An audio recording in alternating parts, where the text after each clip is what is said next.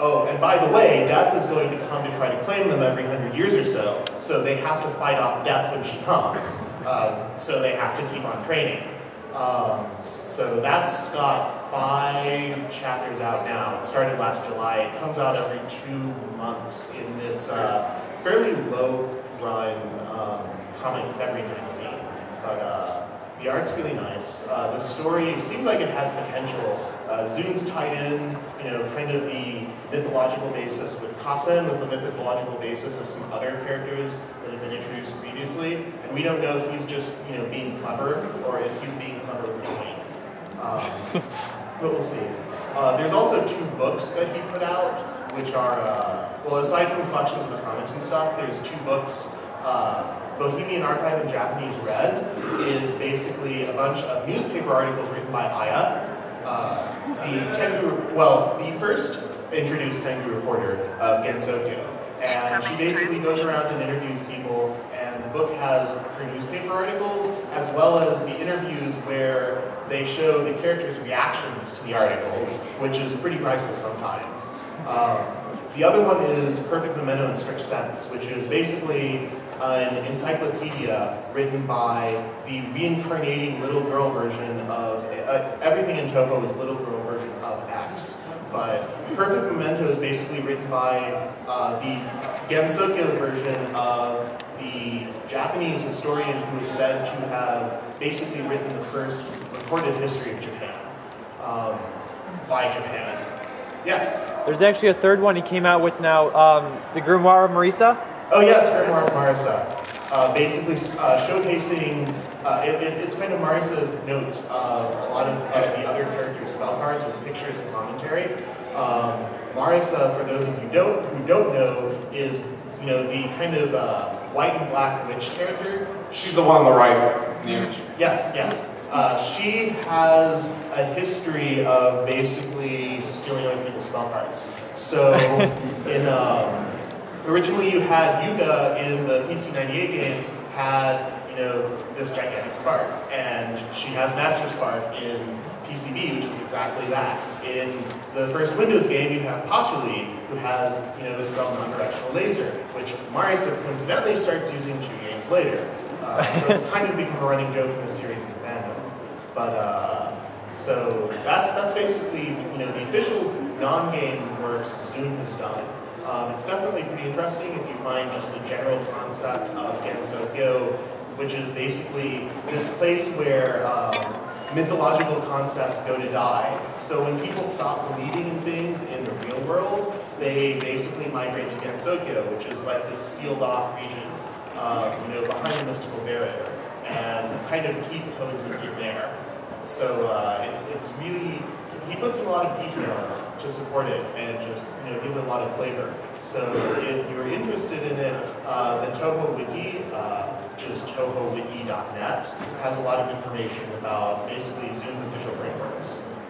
There's a distinction worth making in that regard while you're mentioning that. There are actually 2 Touhou wikis. One of them is a Wikia wiki, one of them is touhouwiki.net that got mentioned. We're trying to migrate away from the Wikia Touhou wiki due to internal conflicts with Wikia staff. So if possible, if you're interested in researching about the games or the characters or the setting or anything like that, try to use the touhouwiki.net wiki. Yes.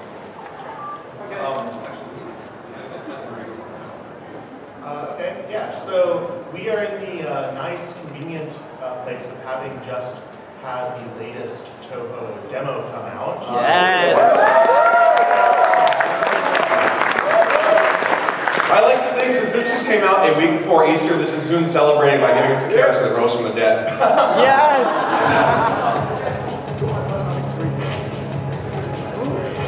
Hey, I'm gonna suck, so sorry. Also, I'm using Sanaya and she's a good girl, so I don't want to hear about it. Yes, perhaps I should have picked Yomush, but I'm biased what we say. The really neat thing about Yomush is in the 9th Windows game, which was basically a versus shooter, it's kind of like Tetris Battle, except with bullets. Yomush has a special move where she can basically slash, and it will make bullets from in front of her disappear. Well, yeah, how much we appeared in this game. Yeah, it doesn't make bullets disappear, but it's really powerful, and it just keeps moving up the screen. And when she bombs, she just starts slashing indiscriminately, which is also kind of a character trait Zoom likes to joke about. That was a little dangerous. But it's You're not even playing Yobu either. There's no reason to be up there. sure I do. I or rather, they autoplay when you're close to them, and they come out of the experience of that thing. So the basic idea behind this game is there's all these, divine spirits that keep appearing, kind of like in subterranean animism, but different this time. That's what the little, well, let me see if I can get some from that. Yeah, the blue thing shooting right Up the top, yeah. It's kind of floating there, look like a couple eyes. Those are divine spirits to which he is referring. Those are actually collectible. Yes, that's actually collecting divine spirits is how you get lives and bombs in this game. Oh, and surprise! You go! Touhou 7. This is the final boss of Touhou 7, making the stage 1 appearance in Touhou 13. Yes.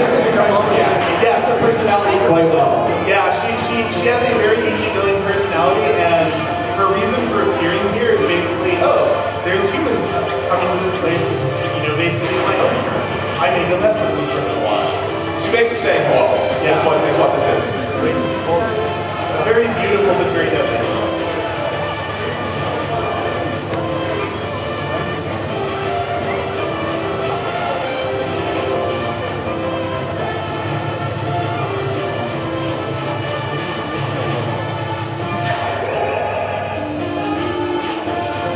Yeah, I know. You will notice a little gauge with a skull and a couple of ghost symbols down at the bottom left-hand corner of the screen. The floating blue ghosts and various other colors, like purple, green, and gray, things like that. Collecting those will fill that out.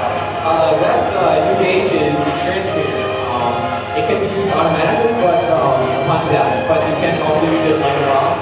It's basically a period in which you fire a lot faster, a lot harder than you do normally. Yeah, cool. So nice to demonstrate. Yeah, sure, no worries. So right now, Sunai is invincible for as long as that counter keeps counting down. The only real downside to it right now is that you fail the skull card. It's something that anyone would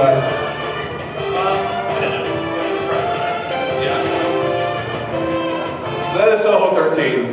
You'll notice that usually, like when I got beat up, my clothes were all ripped and stuff like that. But you'll notice in that case that Yuko was still just happy and smiling and her clothes are fine. So there have been a lot of jokes recently about how she's really down and powerful to stage 1 boss, but really she's there to say hello. She's not there to actually fight. Oh, this would be the this is the stage 2 boss. Yoshika, stand up. We already have a Yoshika. Oh wow!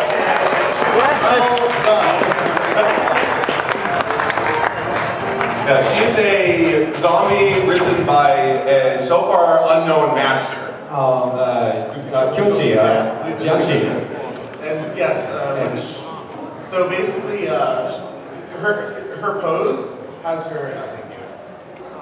It's very thrillerific. Yes, her pose has her arms like that because that's how Kyonshi are.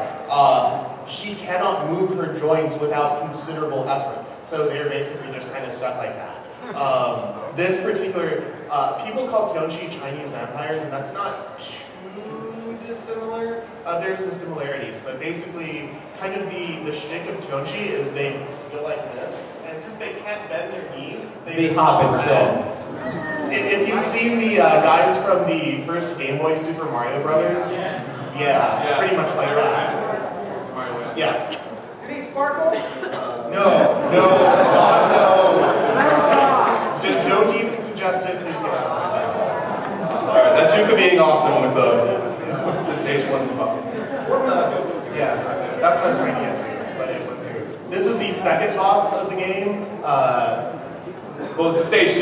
Yes. Yeah. Well, Kyoko is basically an echo spirit. So in Japan, there's the idea that you go into the mountains, you yell something, and it yells back. Sometimes it yells back something different, and that's because of these echo spirits. So that's basically what she does. But now that people have these scientific explanations for how echoes work, they've stopped believing in echo spirits. So she's, basically come to Gensokyo, and she now works as a shrine keeper for the temple that the boss of the last Touhou game just opened.